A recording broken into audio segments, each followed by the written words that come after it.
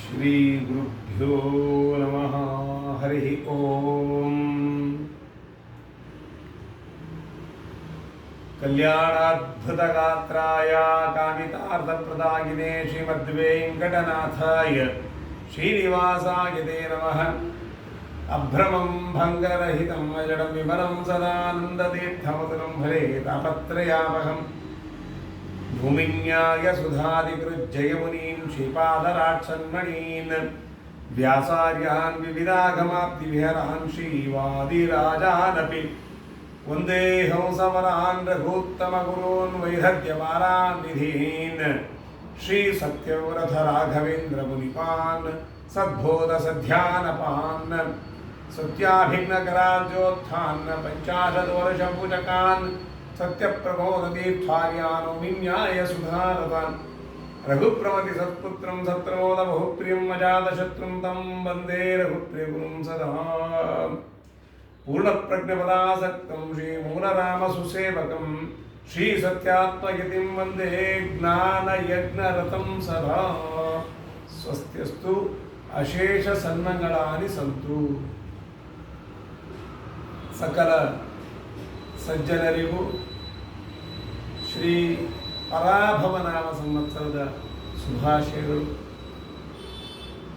ಯುಗಾದಿ, ಯುಗದ ಆದಿ, ಯುಗಾದಿಯ ಶುಭ ಕಾಮನೆಗಳು.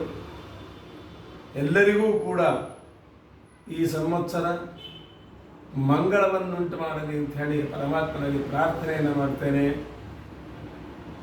ಪರಾಭವನಾಮ ಸಂವತ್ಸರ ಅಂದ ತಕ್ಷಣವೇ ನಮಗೆ ಸೋಲಾಗ್ತದೆ ಅಂತ ಕೆಲವರು ಎಷ್ಟೋ ಜನ ನಾನು ಕೇಳಿದೆ. ಯಾರ್ಯಾರು ಪರಾಭವ ಅಂದರೆ ನಮಗೆ ಸೋಲಾಗುವಂಥದ್ದು ಹಾಗೆ ಹೀಗೆ ಅಂತ ಹೇಳ್ತಾ ಇದ್ರು. ಆದರೆ ಅದೆಲ್ಲ ಬೇಕಾಗಿಲ್ಲ. ಪರಾಭವ ಅಂತಂದರೆ ನಮ್ಮಲ್ಲಿ ಇರ್ತಕ್ಕಂತಹ ಅರಿಷಡ್ ವರ್ಗಗಳ ಪರಾಭವ ಅಂತ ತಿಳ್ಕೊಳ್ಳಬೇಕು. ನಮಗೆ ಬರ್ತಕ್ಕಂತಹ ತೊಂದರೆಗಳ ಪರಾಭವ, ನಮಗೆ ಉಂಟಾಗ್ತಕ್ಕಂತಹ ಶತ್ರುಗಳ ಪರಾಭವ, ನಮಗೆ ಉಂಟಾಗಬಹುದಾದಂತಹ ಮುಗ್ಗಟ್ಟುಗಳ ಪರಾಭವ ಇತ್ಯಾದಿಯಾಗಿ ತಿಳ್ಕೊಳ್ಬೇಕು. ಪರಾಭವ ಅಂತಂದರೆ ಪರಮಾತ್ಮನಿಗೆ ಇರ್ತಕ್ಕಂತಹ ಹೆಸರೇ ಅದು. ಪರ ಅಂತಂದರೆ ಮುಖ್ಯ ಆಶ್ರಯದಾತನಾಗಿರ್ತಕ್ಕಂಥವನು, ಮುಕ್ತಿಯರಿಗೆ ಅಂತ ಅರ್ಥ. ಪರ ಅಂತ ಪರವಾಸುದೇವ ಅಂತೆಲ್ಲ ಕೇಳಿದ್ವಲ್ಲ ಹಾಗೆ. ಮತ್ತು ಅಭಾವ ಅಂತಂದರೆ ಮುಕ್ತಿಯನ್ನು ಕೊಡ್ತಕ್ಕಂಥವನು. ಪರ ಅಂದರೆ ಶ್ರೇಷ್ಠವಾಗಿರ್ತಕ್ಕಂತಹ ಮುಕ್ತಿಯನ್ನು ನಮಗೆ ದಯಪಾಲಿಸ್ತಕ್ಕಂಥ ಪರಮಾತ್ಮನೇ ಆಗಿದ್ದಾನೆ ಅಂತ ತಿಳ್ಕೊಳ್ಬೇಕು. ಪರಾಭವ ಅಂದರೆ ಅದು. ಹೀಗೆ ಪರಾಭವ ಅಂತ. ಯುಗಾದಿ ಅಂತಂದರೆ ಪರಮಾತ್ಮನೇ ಅಂತ ನಮ್ಗೆ ಗೊತ್ತು. ಯುಗಾದಿ ಕೃತ್ ಅಂಥೇಳಿ ವಿಷ್ಣು ಸಹಸ್ರನಾಮದಲ್ಲಿರೋದ್ರಿಂದ ಯುಗಾದಿಯನ್ನು ಹೆಸರೇ ಪರಮಾತ್ಮನಿಗೆ ಇರ್ತಕ್ಕಂಥದ್ದು. ಯುಗದ ಆದಿಯೇ ಪರಮಾತ್ಮನಿಗೆ ಇರ್ತಕ್ಕಂತಹ ಹೆಸರು ಅಂತ ತಿಳ್ಕೊಳ್ಬೇಕು. ಹೀಗಾಗಿ ಪರಾಭವನ ಸಂವತ್ಸರ ಯಾರೂ ಚಿಂತೆ ಮಾಡಬೇಕಾಗ್ತಿಲ್ಲ.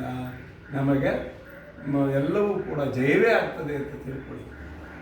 ಪಂಚಾಂಗ ಶ್ರವಣ ಮಾಡಬೇಕಾದ್ರೆ ತಿಥಿ, ವಾರ, ನಕ್ಷತ್ರ, ಯೋಗ, ಕರ್ಣ ಅನ್ನುವಂತಹ 5 ಅಂಗಗಳಿಂದ ಕೂಡಿರ್ತಕ್ಕಂಥದ್ದು ಪಂಚಾಂಗ. ಎಲ್ಲವೂ ಕೂಡ ನಮಗೆ ಉತ್ತಮವಾಗಿಯೇ ಇರಬೇಕು. ನಿತ್ಯವೂ ಪಂಚಾಂಗ ಶ್ರವಣ ಮಾಡಬೇಕು. ಆದರೆ ಸಂವತ್ಸರ ಆರಂಭದಲ್ಲಿ ಮಾತ್ರ ಪಂಚಾಂಗ ಶ್ರವಣ, ಪಂಚಾಂಗ ಪಠಣ ಮಾಡಲಿಕ್ಕೆ ಬೇಕು ಅಂತ ಇದೆ. ಹಾಗಾಗಿ ಅದನ್ನು ಮಾಡಬೇಕು.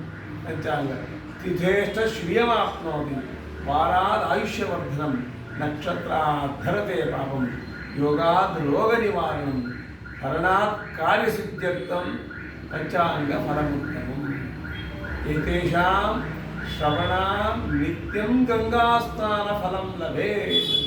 ನಿತ್ಯ ಇದನ್ನು ಯಾರು ಶ್ರವಣ ಮಾಡ್ತಾರೋ ಅವರಿಗೆ ಗಂಗಾ ಸ್ನಾನವನ್ನು ಮಾಡಿದಂತಹ ಪುಣ್ಯ ಬರ್ತದೆ ಅಂತ ತಿಳ್ಕೊಳ್ಳಿ.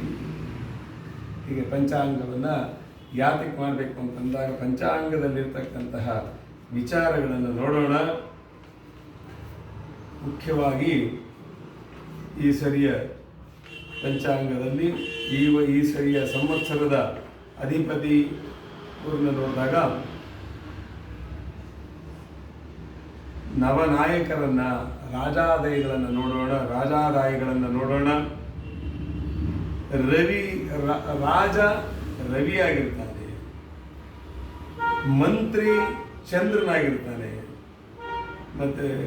ಮತ್ತೆ ರವಿ ಸೂರ್ಯ ಸೇನಾಧಿಪನಾಗಿರ್ತಾನೆ. ಗುರು ಸಸ್ಯಾಧಿಪನಾಗಿರ್ತಾನೆ. ಧಾನ್ಯಾಧಿಪ ಕುಜನಾಗಿದ್ದಾನೆ. ಅರ್ಘ್ಯಾಧಿಪ ಮತ್ತೆ ಸೂರ್ಯನಾಗಿದ್ದಾನೆ. ಮೇಘಾಧಿಪನು ಸೂರ್ಯನೇ. ಮತ್ತೆ ರಸಾಧಿಪ ಶನಿಯಾಗಿದ್ದಾನೆ. ನೀರಸಾಧಿಪ ಬುಧನಾಗಿದ್ದಾನೆ. ರವಿ ರಾಜನಾಗಿರೋದ್ರಿಂದ ಮತ್ತೆ ದೇಶದ ರಾಜರುಗಳಲ್ಲಿ ಪರಸ್ಪರ ವೈರ. ಈಗ ನಾವು ನೋಡ್ತಾ ಇದ್ದೇವೆ, ಬೇಕಾದಷ್ಟು ರಾಜ್ಯಗಳ ದೇಶಗಳಲ್ಲಿ ಯುದ್ಧ ಎಲ್ಲ ನಡೀತಾ ಇದೆಯಲ್ಲ, ಇದರಿಂದ ನಾವು ಭಯ ಪಡಬೇಕಾದಿಲ್ಲ. ಹಿಂದೂ ಕೂಡ ಬೇಕಾದಷ್ಟು ತ್ರೇತ ದ್ವಾಪರ ಯುಗಗಳಲ್ಲಿಯೂ ಕೂಡ ಬೇರೆ ಬೇರೆ ಕ್ರೂರ ರಾಜರುಗಳಲ್ಲಿ ಯುದ್ಧ ನಡೀತಾ ಇದ್ರೂ ಕೂಡ ಸಜ್ಜನರು ಸಂತೋಷವಾಗೇ ಇರ್ತಾ ಇದ್ರು. ನಮ್ಮನ್ನು ಆಡ್ತಕ್ಕಂತಹ ರಾಜ ಹೇಗಿದ್ದಾನೆ ಅಂತ ತಿಳ್ಕೊಳ್ಬೇಕು. ನಮಗಿರುವಂತಹ ರಾಜ ಉತ್ತಮನಾಗಿದ್ದಾನಾದ್ದರಿಂದ ನಮಗೆ ಅದರ ಯೋಚನೆ ಇಲ್ಲ ಅಂತ ತಿಳ್ಕೊಳ್ಳಿ, ನಮ್ಮನ್ನು ದೇವರು ಸಂರಕ್ಷಣೆ ಮಾಡ್ತಾರೆ. ಮತ್ತು ರವಿ ಈ ರಾಜನಾಗಿರೋದ್ರಿಂದ ಮೋಡಗಳು ಅಷ್ಟಾಗಿ ಮಳೆಯನ್ನು ಸುರಿಸೋದಿಲ್ಲ. ಮತ್ತು ರಾಜರಿಂದ ಅಧಿಕಾರಿಗಳಿಂದ ಪೀಡೆ ಬರ್ತದೆ ಅಂತ ಇದೆ. ಚಂದ್ರ ಮಂತ್ರಿ ಆಗಿರೋದ್ರಿಂದ ಒಳ್ಳೆಯ ಮಳೆ ಆಗ್ತದೆ. ಅಲ್ಲಿ ಆಗಲಿಲ್ಲ ಅಂತಾಯಿತು. ಚಂದ್ರ ಮಂತ್ರಿ ಆಗಿರೋದ್ರಿಂದ ಒಳ್ಳೆಯ ಮಳೆ ಆಗ್ತದೆ. ಸಸ್ಯಗಳು ಚೆನ್ನಾಗಿ ಬೆಳೀತದೆ. ಜನ ಕ್ಷೇಮವಾಗಿರ್ತಾರೆ, ಆರೋಗ್ಯವಾಗಿರ್ತಾರೆ. ಮತ್ತೆ ರವಿ ಸೇನಾಧಿಪತಿ ಆಗಿರೋದ್ರಿಂದ ರಾಜರುಗಳಲ್ಲಿ ಅನ್ಯೋನ್ಯ ಯುದ್ಧ ಆಗ್ತದೆ. ಇದು ಹಾಗೆ ಕೇಳಿದ್ರಿ ಆಯ್ತಾ. ವಿಪರೀತವಾಗಿ ಗಾಳಿ ಬಂದು ಮೋಡಗಳು ಚಲ್ಲಾಪಿಲ್ಲಿಯಾಗಿ ಮಳೆ ಎಲ್ಲೆಲ್ಲೋ ಬೇಡದ ಜಾಗದಲ್ಲಿ ಮಳೆ ಸುರಿಯುತ್ತದೆ ಅಂತ ಇದೆ. ಗುರು ಸಸ್ಯಾಧಿಪ ಆಗಿರೋದ್ರಿಂದ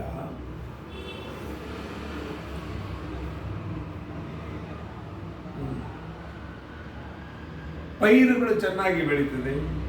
ಪದಾರ್ಥಗಳಿಗೆ ಸ್ವಲ್ಪ ಬೆಲೆ ಕಡಿಮೆ ಆಗ್ತದೆ. ಮತ್ತು ಮಗಧ ದೇಶಗಳು, ಕೊಂಕಣ ದೇಶಗಳು ಅಂತ ಏನಿದೆಯೋ, ಕೋಸ್ಟಲ್ ಪ್ರದೇಶಗಳು, ಅಲ್ಲಿ ಸಸ್ಯಗಳ ಬೆಳವಣಿಗೆ ಕಡಿಮೆಯಾಗಿ ಪದಾರ್ಥಗಳ ಬೆಲೆ ಅಲ್ಲಿ ಜಾಸ್ತಿ ಆಗ್ತದೆ. ಮಂಗಳ ಧಾನ್ಯಾಧಿಪ ಆಗಿರೋದ್ರಿಂದ ಮತ್ತು ಖುಷ್ಕಿ ಧಾನ್ಯಗಳು ಮತ್ತು ಚೂಪಾಗಿರ್ತಕ್ಕಂಥ ಧಾನ್ಯಗಳು, ಕೆಂಪು ಧಾನ್ಯಗಳು ಭೂಮಿಯಲ್ಲಿ ಚೆನ್ನಾಗಿ ಬೆಳೆಯುತ್ತವೆ. ರವಿ ಅರ್ಘ್ಯಾಧಿಪ ಆಗಿರೋದ್ರಿಂದ ಮಳೆ ಕಡಿಮೆ, ಪದಾರ್ಥಗಳ ಬೆಲೆ ಹೆಚ್ಚು, ಮತ್ತು ಹಸುವಿಗೆ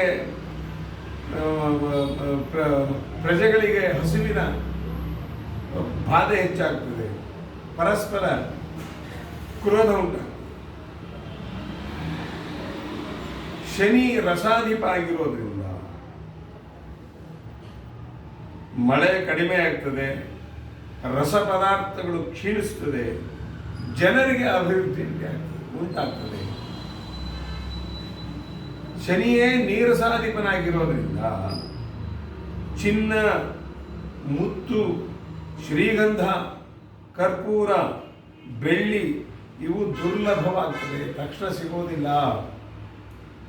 ಕಬ್ಬಿಣ, ಸೀಸ, ತಾಮ್ರ ಇವು ಸಮೃದ್ಧಿಯಾಗಿ ಸಿಗುತ್ತದೆ.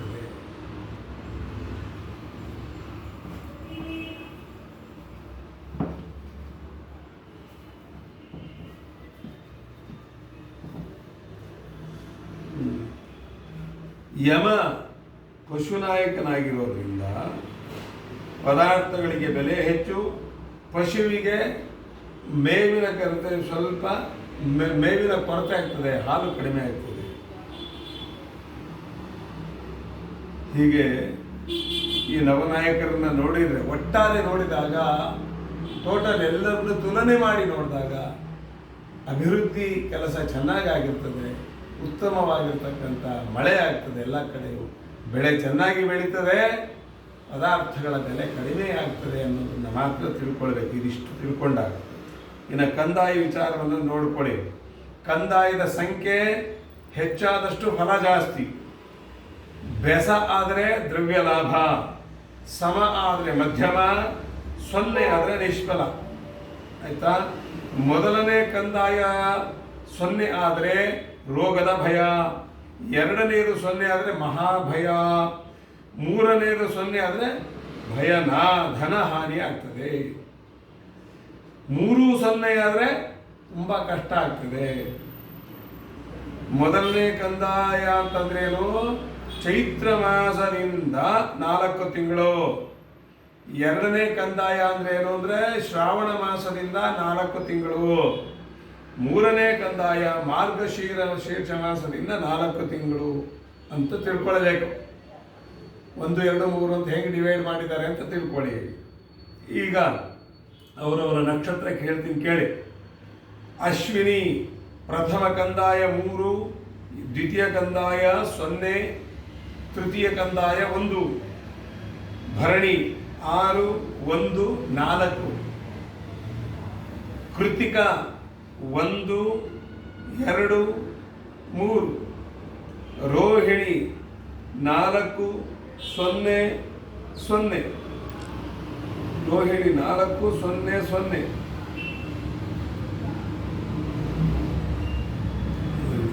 ಮೃಗಶಿರ 7, 1, 3, ಆರ್ದ್ರ 2, 1, 1, ಪುನರ್ವಸು 5, 0, 4, ಪುಷ್ಯ 0, 1, 2, ಆಶ್ಲೇಷ 3, 2, 0, ಮಖ ನಕ್ಷತ್ರ 6, 0, 3, ಪೂರ್ವ ಫಲ್ಗುಣಿ ನಕ್ಷತ್ರ 1, 1, 1, ಉತ್ತರ ಫಲ್ಗುಣಿ ನಕ್ಷತ್ರ 4, 2, 4, ಹಸ್ತ ನಕ್ಷತ್ರ 7, 0, 2, ಚಿತ್ತ ನಕ್ಷತ್ರ 2, 1, 0, ಸ್ವಾತಿ ನಕ್ಷತ್ರ 5, 2, 3, ವಿಶಾಖ ನಕ್ಷತ್ರ 0, 0, 1,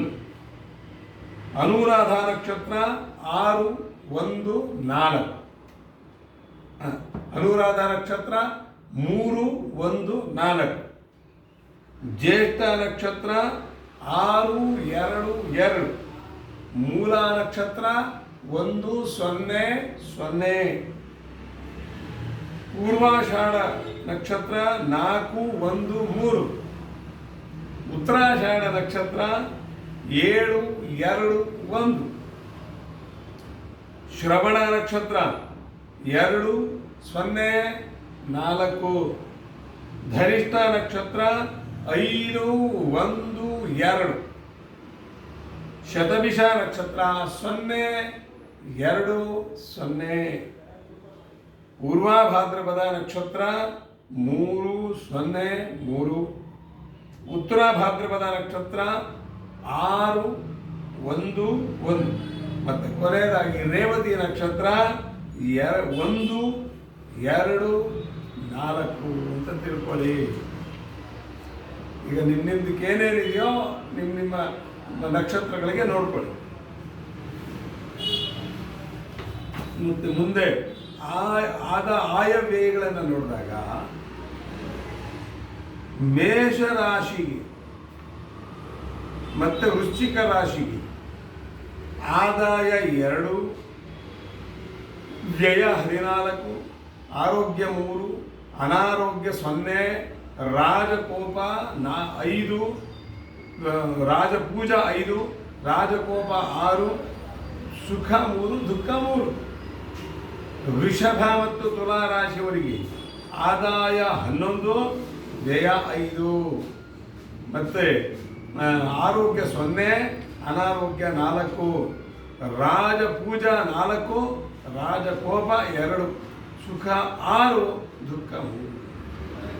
ಮಿಥುನ ಮತ್ತು ಕನ್ಯಾ ರಾಶಿಯವರಿಗೆ ಆದಾಯ 14, ವ್ಯಯ 2, ಆರೋಗ್ಯ 2, ಅನಾರೋಗ್ಯ 5, ರಾಜಪೂಜಾ 1, ರಾಜಕೋಪ 2, ಸುಖ 6, ದುಃಖ 3.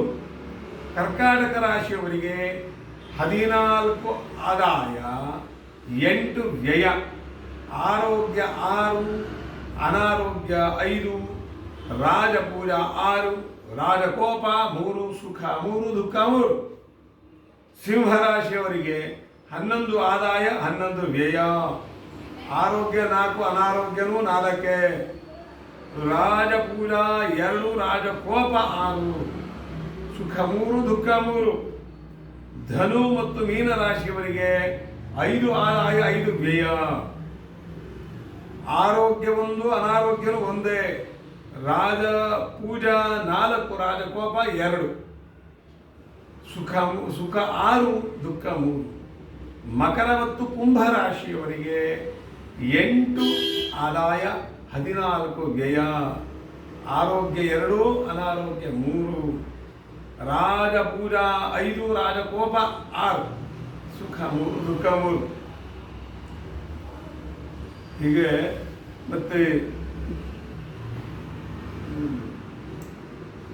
1, 2, 3, 1, 2, 3, 4.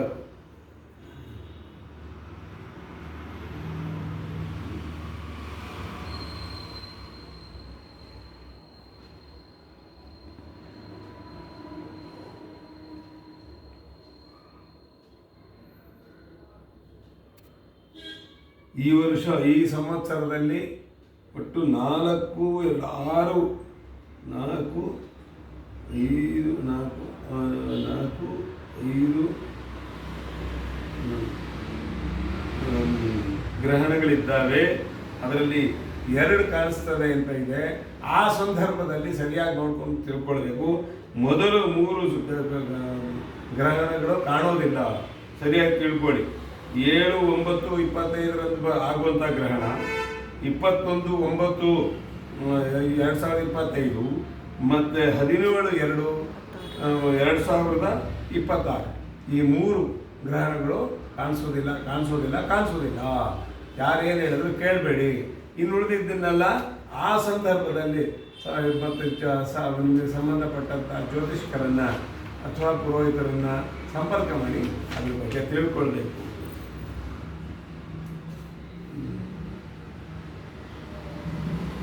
ಈ ರೀತಿಯಾಗಿ ಪಂಚಾಂಗ ಅನ್ನೋದು ಉತ್ತಮವಾಗಿರ್ತಕ್ಕಂಥದ್ದಾಗಿದೆ. ಪಂಚಾಂಗ ಶ್ರವಣದಿಂದ ಎಲ್ಲರಿಗೂ ಕೂಡ ಮಂಗಳ ಉಂಟಾಗಲಿ.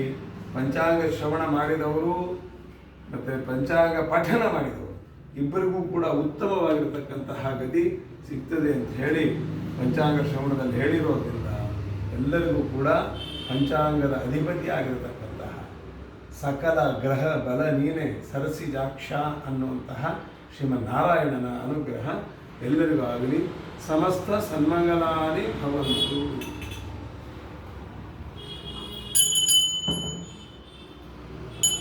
ಓಂ ಜಯತಿ ಹರಿರಂಜಃ ಸರ್ವದೇವೇಕರಂಜಃ ಪರಮಗುರುರಭಿಷ್ಟಾವಾಪ್ತಿದ ಸಜ್ಜನಾನಾಂ ನಿಖಿಲ ಗುಣಗಣಾರ್ಣೋ ನಿತ್ಯ ನಿರ್ಮುಕ್ತ ದೋಷಾಃ ಸದಸಿ ಜನಯನೋದು ದೀಪತಿರ್ಮಾನಲೋನಃ ದೇತ್ಯರು ಅಖಂಡ ಗುಣೋರು ಮಂಡಲ ಸ್ವರೋದಿಗೋ ಜ್ಞಾನ ಮರೀಚಿಮಾರಿ ಸ್ವಭಕ್ತಹಾರ್ದೋಚ್ಯುತಮೋ ನಿಹಂತ ವ್ಯಾಸಾವತಾರೋ ಹರಿರಾತ್ಮ ಭಾಸ್ಕರಃ.